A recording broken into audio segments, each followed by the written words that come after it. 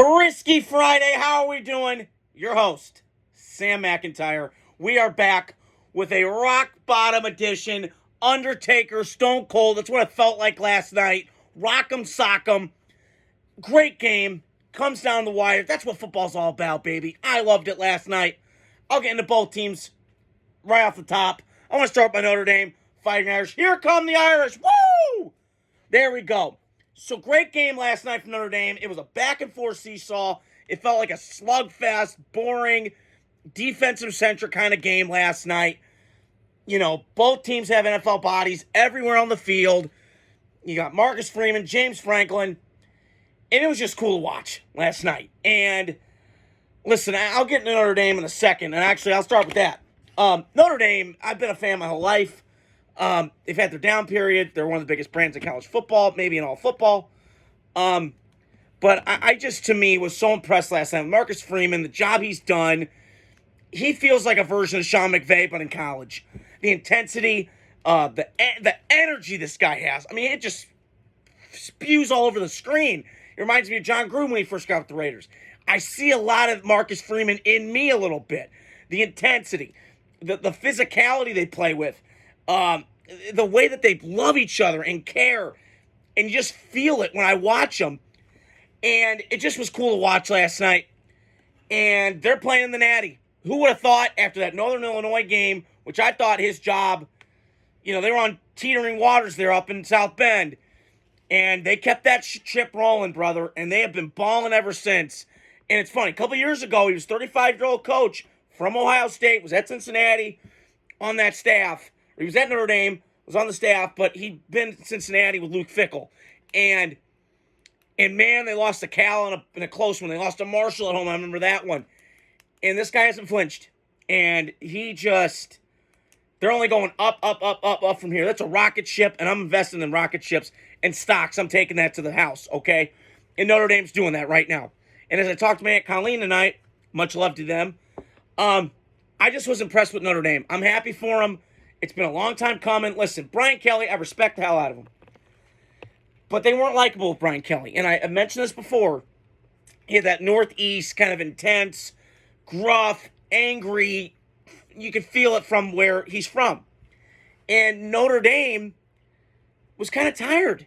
And I think Brian Kelly's like, well, I can go to greener pastures. I can go to LSU and get a natty. And he said a quote. He's like, yeah, I'll go stack my wins here. I have a better chance here. Do ya? I think Brian Kelly just took the money and said, all right, I'll just kind of coast now. I got him on the back nine. All right. So that quote's really aged well, by the way. Let me tell you. But now they play in the Natty. And listen, Riley Leonard to me looks like Josh Allen a little bit. Big arm. You know, accuracy's kind of hit and miss for me last night. Those two picks he threw, awful. Oh, the second one I went, no. And I got angry. But then the game went on. And it was 24-10. 17-10, 3 Notre Dame. And I thought, oh, shit, here we go. It was ugly early. They came back. And then second half, they just flipped the switch. And that's what great coaching is. And first half's all about putting your game plan together. Second half, I've always heard, is put your adjustments, and you make those at halftime. And Notre Dame did it. And they got that great house touchdown where they put those guys in the dirt. Loved it. And it was just cool to watch last night. Notre Dame, they're such a big brand. Been down for a little bit, but they got a rock star in Marcus Freeman. I'm putting stock in them because, you know, unlike these other brands, Tennessee, Alabama, Georgia, they're still good. But at Notre Dame has done a lot really well with the transfer portal and that so on and so forth. So, and, you know, where Riley Leonard goes in the draft, we don't know. But we shall see. I just was so impressed last night. And that running back they got is just an absolute ass kicker. And I think if he had come out this year, he would have been a first-round pick, easy top 50 pick. But you got to wait till next year. He'll be healthier because he had that injury last night. It kind of hurt him in terms of the lateral and all that stuff, his ability to juke and those sort of things. So I was very impressed last night with Notre Dame. I'm rocking my Irish tattoo. I love it. And the Kelly Green's been a great addition. Crispy. I love it. So, then on Notre Dame side, they move on. Congrats. listen, even if they get smoked in the championship game, I just heard this before I got on here, it's still a hell of a season. You beat Georgia, and you beat Penn State, who's a very, very good ascending football team. So, and the one thing I loved about Marcus Freeman last night is, Franklin, and I'll get to him in a minute, but he was trying to bait Marcus Freeman into saying stupid shit. And Marcus Freeman didn't give a fuck last night. He kind of kept his mouth shut. He kind of went about his business. And he just said, I'm here to kick ass and take names. And that's what he did last night. And he did it against Georgia. He's going to do it again against Penn State. And he did it again against Penn State.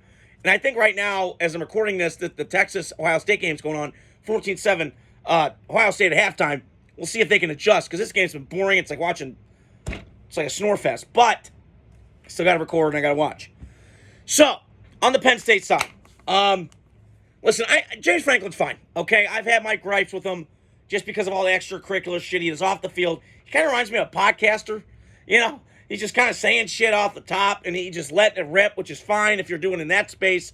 When you're a coach, you got to kind of draw that line of, I shouldn't say this, I should say it. But, I just kind of laugh when all these people, bitch at Notre Dame on out of conference. Well, hey, James, you lost to him last night. And oh, by the way, I saw this stat, because my buddy Doug Gross, I'm going to give a shout out to him, biggest Notre Dame fan I know, and I love you, brother. I hope you're doing well. He saw a stat this morning, and he called James Franklin a clown, and I agree with him. Right before I went to work this morning. I'm looking at my notes here. So James Franklin now is 3-19 against top 10 teams, and he's 13-20 against top 25. Okay, with all that talent he's produced at Penn State, which again is a great program, and they've had talent for all my life. And listen, I give him credit. He took over the Jerry Sandusky bullshit, cleaned up the mess. I got it. No, well, Bill O'Brien did, but you know what I mean. Like, Bill O'Brien was only there a couple years and then moved on. So I give him credit for that, and I think James Franklin is a good coach. But time and time again, he just can't get out of his own fucking way. He can't. I feel like I'm watching Keegan-Michael Key on the sideline instead of this bald-headed motherfucker. I mean, come on, dude. 3-19 against top 10? What are you lacking? And then 13-28, like I just mentioned? Are you drunk? What are we watching? Okay? I mean, some of the in-game stuff, 33 seconds left, you're throwing the fucking ball? What are you doing? Just run the clock out. You watch Notre Dame's plan, run Riley Leonard, I can't count my tongue. And the Penn State they're like clueless. And that's on the coach. And once again, James Franklin needs to shut his fucking mouth and just coach. And, he fucked around and found out. Because he made some comments, and sometimes that bites in the ass. It bit him in the ass last night. And I want to talk about Drew Aller because I watched him last night. And, I kind of was buying in a little bit. I was getting hype on this guy. And I drank the Kool-Aid. I admit it. But, man, last night, series to series, I don't know what I get with this kid. Series, man. One series, he looks like Big Ben meets Josh Allen. Another series, he looks like Jameis Winston, Aaron Rodgers, Jordan Love throwing off his back foot. So I'm glad he's coming back to school because last night, you threw that out the window. That idea of him being a top pick. Because I don't see it at all. Not at all. So good for him. He's going back to Penn State to learn, to grow. That coordinator's nice. I mean, last night I'm watching that game, and I had some concerns going into that with Notre Dame and Penn State. I just worried about the lines of scrimmage of Notre Dame against Penn State. But I got to tell you, Penn State had about as good of players as Notre Dame had. Maybe even better last night. But it doesn't matter. When you got a coach and players that believe, you get that finish line, you win. So, excuse me. Excuse me. But I just was impressed by Notre Dame last night. And James Franklin, can you go? It's time to move on. Let's go. You've done enough. We know you can recruit. We know you're great at that. You're John Calipari 2.0, okay? When the going gets tough, you can't deliver. In big games, joke. James Fraud Dumbass is his new name, okay? James Fraud Okay, James Franklin. James Fraud Franklin. That's what I'm calling him from here on out. Who's a scumbag? Yep. Your players raping people and then filming? Really? And then you didn't know anything about it. I found that interesting. Okay.